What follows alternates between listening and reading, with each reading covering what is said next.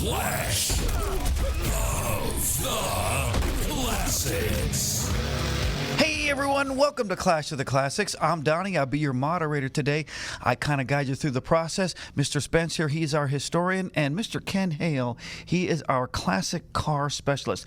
Ken is a member of the International Automotive Appraisers Association, as well as the National Auto Dealers Association. Now here's the thing, if you're new to the show, maybe this is your first time, welcome to everyone, glad to have you on board. Every week we roll the clock back, we pit two classic models against one another, and then we take a look at stuff like powertrain. We look at design features. We look at interior stuff. Ken will talk to us about different features that were included or even excluded for various different models and different breakpoints during the year. All kinds of interesting stuff. But here's the thing. We're going to vote on which car we like best, and then we welcome you to vote on which car you like best. YouTube, Facebook, the website. There's all kinds of places where you can kind of vote and tell us which car you like, and we'd sure love to hear from you. But these battles are fueled by National Parts Depot. For the finest in classic car restoration parts, check them out at npdlink.com. Well, today's going to be some fun because we're talking about two cars that are pretty popular in the classics world. Today it's the 1958 Thunderbird convertible battling that 1958 Buick Century convertible. Now I want to start with the T-Bird.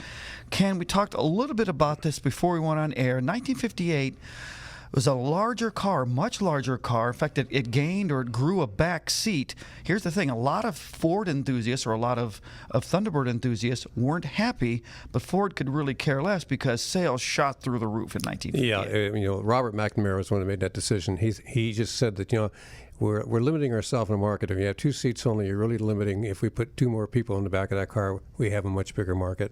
And he was absolutely right. Even inside Ford, there were issues. Disagreed with him on that. But he was the man and basically made it happen. And you're right, it was a very successful car. 1,000 pounds heavier, by the way. Sales jumped 76% in 1958, Spence. In fact, here's the thing: they couldn't have anticipated it. There was no way they could have expected the huge growth that they saw because they thought the two-seater was really where it was going to be. But the 312Y block was replaced with that 352 cubic inch V8. Cast iron medium case was still the transmission. I enjoyed the heck out of that one. But it's a cool car, Spence. And I'm thinking about the water cooler once it hit a grand slam with a 4.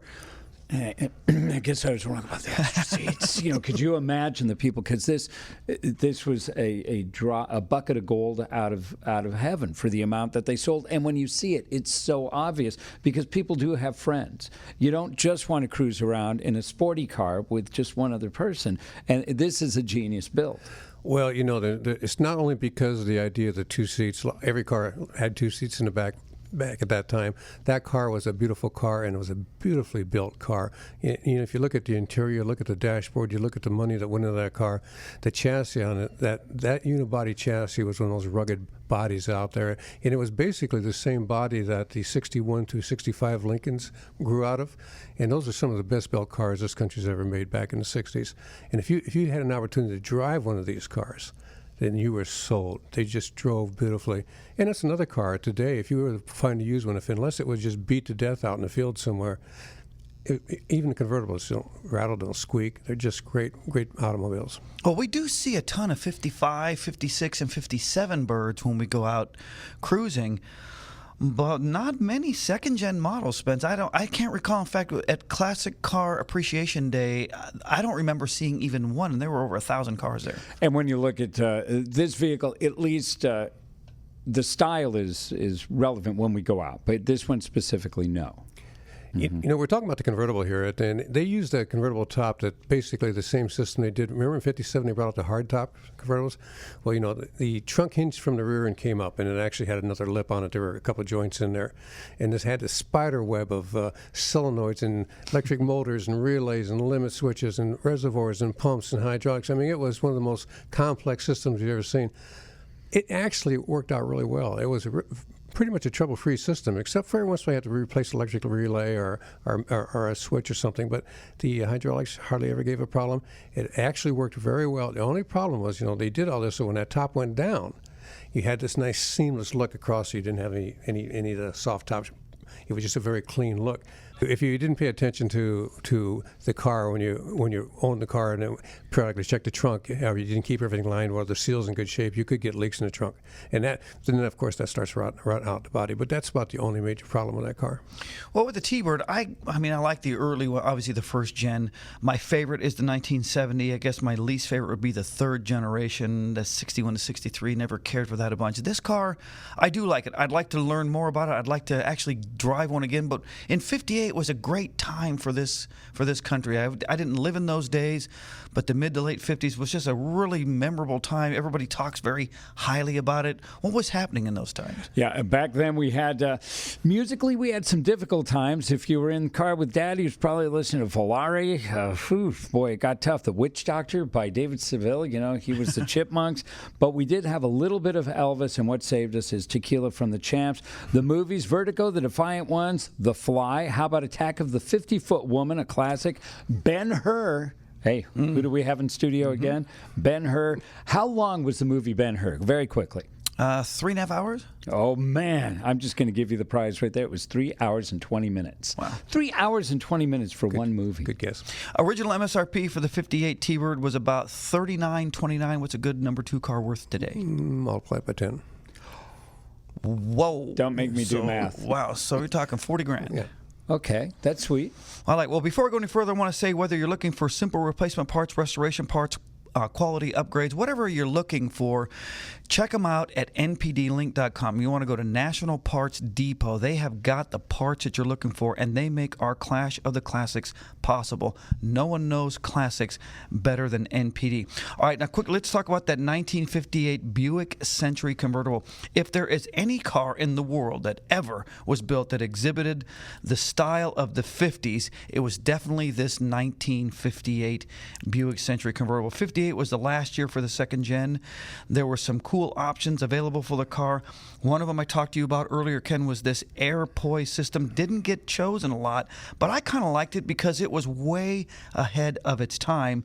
But we don't want to spend a lot of time there, but it was a source of frustration for a lot of owners, but I just liked this car. Well, I think it's the ugliest car Buick ever made. Probably one of the ugliest 58 cars ever made. And I'm a Buick guy. But let's talk about the Century nameplate. This was the last year for that. They changed their names in '59. But that goes all the way back to 1936. And the reason why they brought that out, they brought out a big car, a little car with a big engine. That was probably the first muscle car. And it got the name Century because one of the GM folks over in England heard that when you went 100 miles an hour, they called doing the centuries, the term they use over there. And they like that name. So we'll put that on this car because it'll go 100 miles an hour. And throughout the years, they made centuries. They were always a big engine and a small body. In '55, the Highway Patrol bought 400 of them. They were the quickest accelerating car, 0 to 60 at the time. And so it's always been a very popular model for Buick. And it's just a shame that the last year that nameplate was used had to be on this particular car, in my opinion. I just don't like the looks of the car, though. Well, you can certainly have your opinion because you and I disagree with that. This car is awesome. I really like the heck out of it. In fact, and all the time I've known you, I am stunned to hear you say that. But the 364 was the second-gen Neyland design. 4-barrel was good for about 300 horsepower. I liked the Dynaflow trans. You and I had a chance to talk a little about that before we went on today. But the original MSRP in this car was a little less expensive than the T-Bird at about $36.80. So just a drop under that. What's a good number 2 car worth today? Number 2 Century was about $60K, and number 2 Limited, which is 20 foot long, is maybe $100K. Ooh. Okay, so where are you going, Spencer? I'm going cheap. I think I'm hanging with the Thunderbird. I got to stay with the one that was in my head. I used to vote money, and then if I don't vote money, I'll vote Buick, but I'm going with the Thunderbird. Oh, yeah? Well, again, I'm the guy because I like the look of this car. In fact, the Buick looks good, and not only that, it's worth more money, so I guess it's a win-win for me. Yeah. Let us know which car you like better on our Facebook page, go to our website, maybe hit our app. There's lots of ways. YouTube channel. We'd like to hear from you. In fact, I want to know how many people out there would agree with Ken that this Buick is not a good-looking car. I like the way it's designed. I like the look of the car. It's pretty cool, in my opinion. So, Ken, you mentioned earlier in the segment on Clash about the convertibles and the issues with leaks. Yeah. I had heard that back in the day, once they start leaking, you just got to shoot it. What's the maintenance on that? What's the cost? And is that really true? It's like when somebody buys a car like that, they also do the over and under on when it's going to start leaking. So how much was that an issue with these vehicles? Back in the 50s, it was a big issue. I mean, basically everyone knew that if their windows are adjusted right, they're watertight. But you have the rubber. You have several different pieces of rubber. As the top goes down, you have sections of rubber that have to come together and they have to seal at that joint. And that's one of the big problems with it. And also adjusting the windows on these cars. I know I've got a 49 convertible, and I get those windows adjusted so they're all straight and they're all up there right and they're against the rubber. It's a hard thing to do. And the expense on that, was that like a high-ticket item to get it fixed once it went wrong? No, it'd just be labor, whatever the labor was adjusted, and the cost for the rubber. Back then, you had to go to the dealer to get those pieces. Now you have steel, rubber, companies like that you can buy from. And it just seems like that is, it's nice if somebody else has a car, not you. Well, most of those people drove those cars primarily in the summertime anyway. A lot of, they sit in the garage during the winter, back east especially. Well, if you got a classic ride, you're in the middle of a classic build, just considering getting into classic car restoration, do yourself a favor. Check them out at National Parts Depot. You can find them 24 hours a day at npdlink.com. But folks, stick around. We got a ton more coming up. We'll check in with the Automatic Transmission Rebuilders Association. And the question many people are asking us is, will we see the end of the internal combustion engine within our lifetime? We'll do our best to answer that question. Stick around. You don't want to miss that. Stay in your seats. We'll be right back. We are your ultimate stop in automotive radio. We are Horsepower for now.